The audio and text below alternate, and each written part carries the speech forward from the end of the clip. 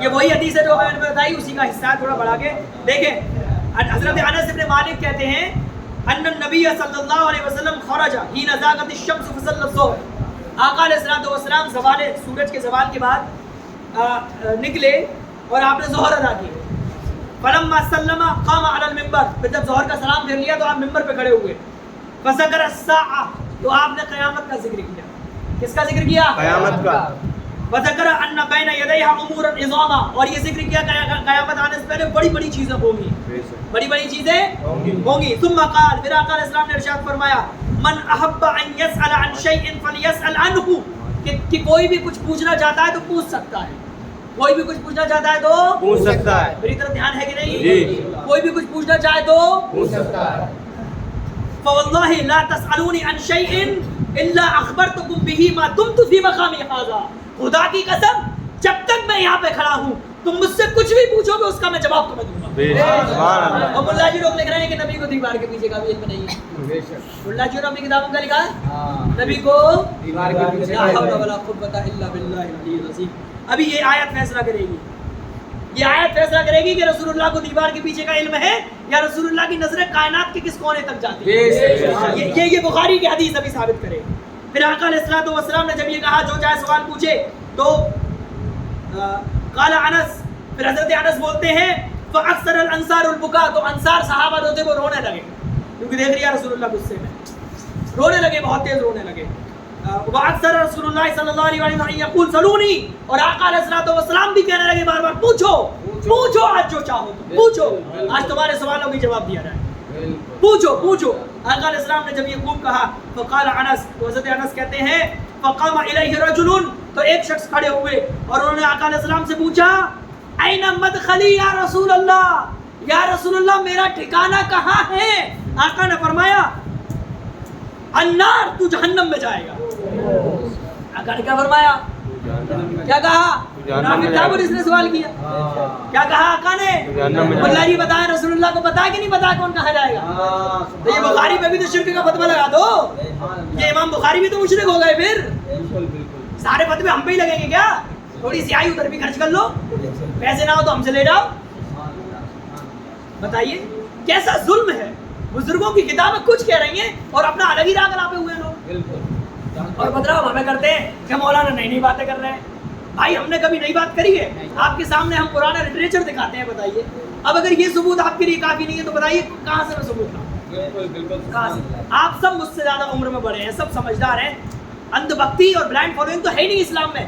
آپ میری بات کو سنیے اور جج کریے کہ مولانا پرویز جو باتیں کہتے ہیں کہیں لیپا پوتی کر رہے ہیں، واقعی ایسا کچھ ہے. اس لیے میری ہر تقریر کی ویڈیو بن رہی ہے، یوٹیوب پہ موجود ہے. آج نہ سمجھ سکے بعد میں سنیے، سنائیے، چیک کریے ریفرنس کتابوں مولانا نے ریفرنس دیا صحیح ہے کہ نہیں. اب اتنے پروف بھی ہدایت کے لیے کافی نہیں ہے.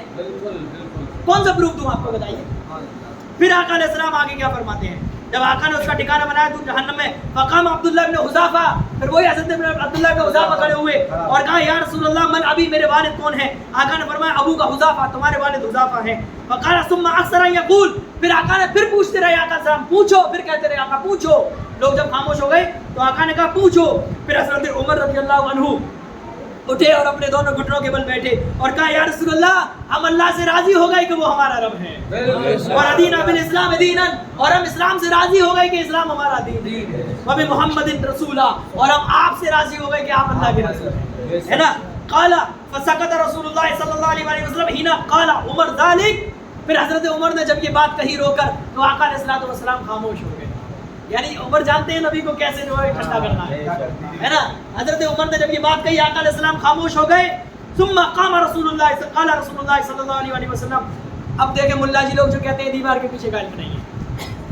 آقا علیہ الصلوۃ والسلام پھر دوبارہ بولے اور آقا نے کیا ارشاد فرمایا؟ یہ بخاری شریف کی حدیث نمبر 7294.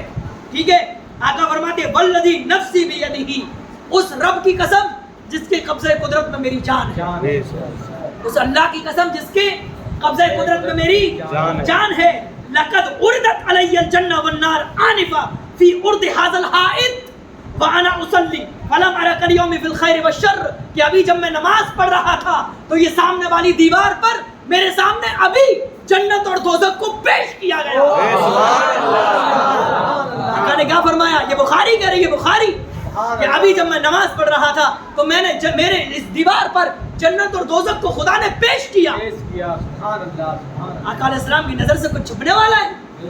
کچھ بھی چھپنے والا نہیں ہے پیارے دوستو, کچھ بھی چھپنے والا نہیں ہے. معراج کی رات رسول اللہ علیہ السلام نے تشریف لے گئے اور مکہ شریف سے بیت المقدس پہنچے فلسطین, اور وہاں سے جب آسمان اور ساتوں آسمان عرش اعظم اور سدرۃ المنتہا, پھر اس کے بعد لامکہ کی جو سیر کی, تو اس وقت مکہ شریف سے بیت المقدس کا جو سفر تھا تقریباً 2 مہینے لگتے تھے.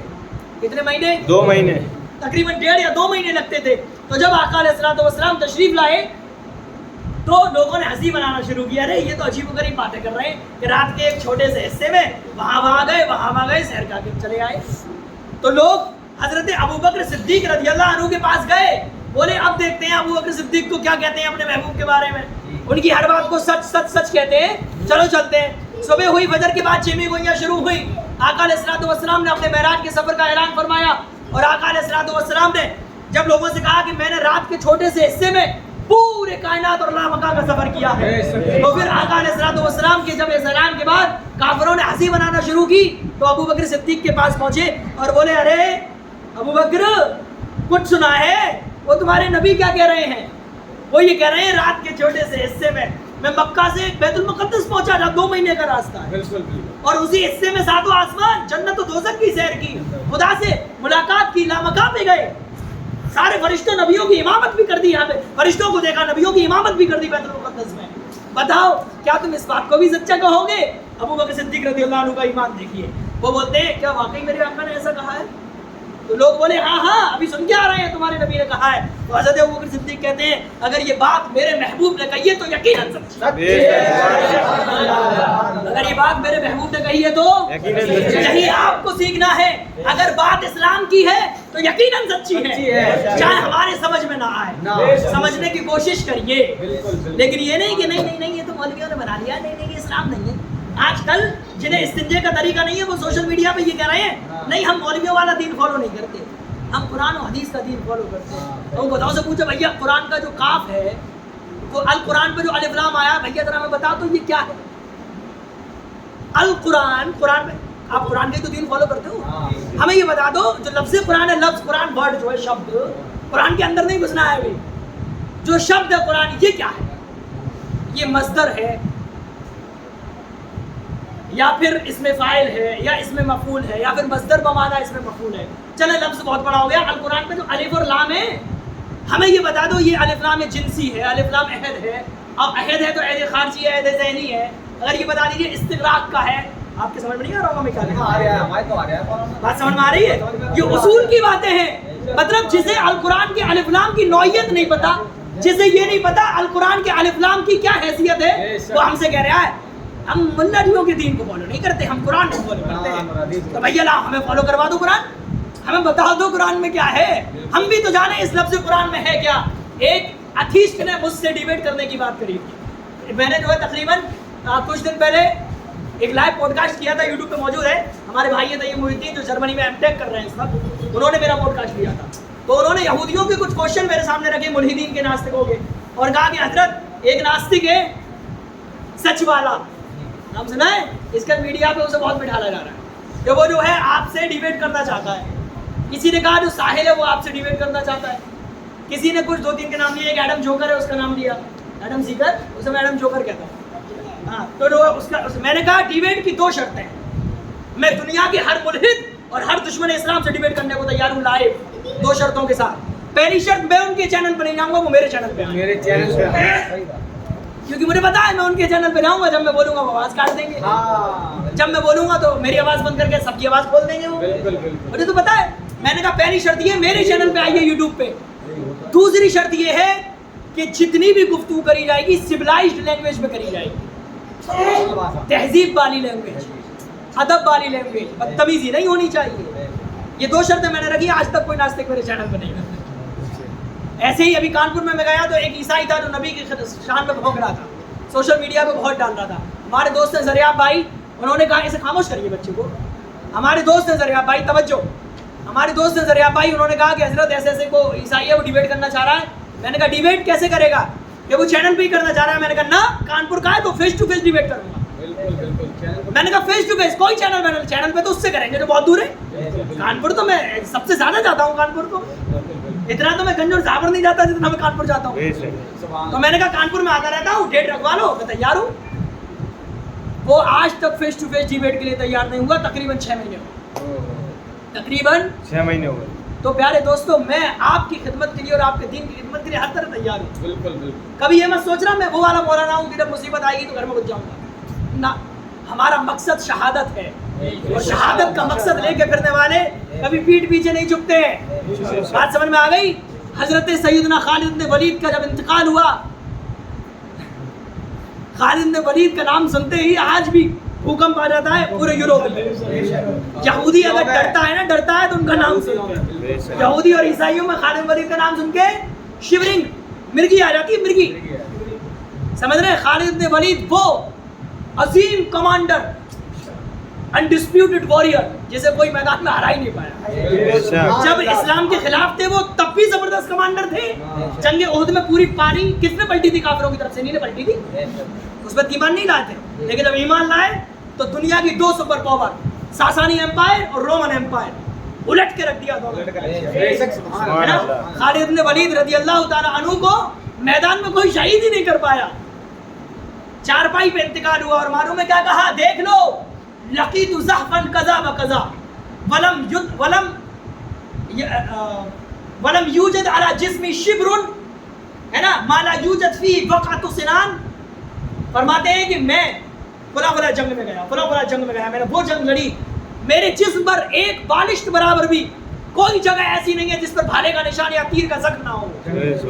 کہتے ہیں پھر بھی مجھے میدان جنگ میں موت نہیں آئی, پھر بھی مجھے میدان جنگ میں موت نہیں آئی. حضرت خالد کہتے ہیں فلا نامت عینت جمنا, تو بزدل جو موت کے خوف سے جہاد نہیں کرتا وہ دیکھ لے, اسے نیند نہیں آنی چاہیے, کیونکہ جہاد والے کو چارپائی پہ بھی موت آ جاتی ہے. بالکل بالکل. تو حضرت خالد بن ولید یہ کہتے ہیں کہ موت جہاں بھی آئے گی پکڑ لے گی, چاہے آپ مضبوط قلعے میں ہو.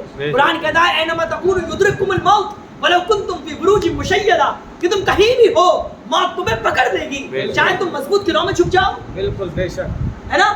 لوگ مچھلی کے پیٹ میں چلے گئے, خدا نے وہاں سے بھی زندہ نکال دیا.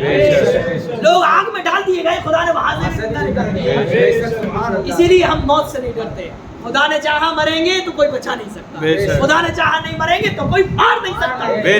یہ ایمان والے کا عقیدہ ہونا چاہیے, یہ ایمان والے کا عقیدہ ہونا چاہیے. اب یہ جو بخاری شریف کی حدیثوں سے جو میں آپ کو بتا رہا ہوں, عقیدہ اہل سنت کتنی چیزیں ثابت ہو رہی ہیں. ابھی بات چل رہی ہے علم غیب کی, اور غالباً علم غیب کی بات ہو پائے گی آج, ہے نا, کیونکہ میرے لیے تو پوری رات کب پڑے گی. مجھے اتنا مزہ آتا ہے آپ کے سامنے یہ بولتے ہوئے, مجھے لگتا ہے بس یہی بولتا ہے, کچھ نہیں چاہیے. تھوڑا سا پانی منگوا دو, تھوڑا الگ سوکھ گیا ہمارا.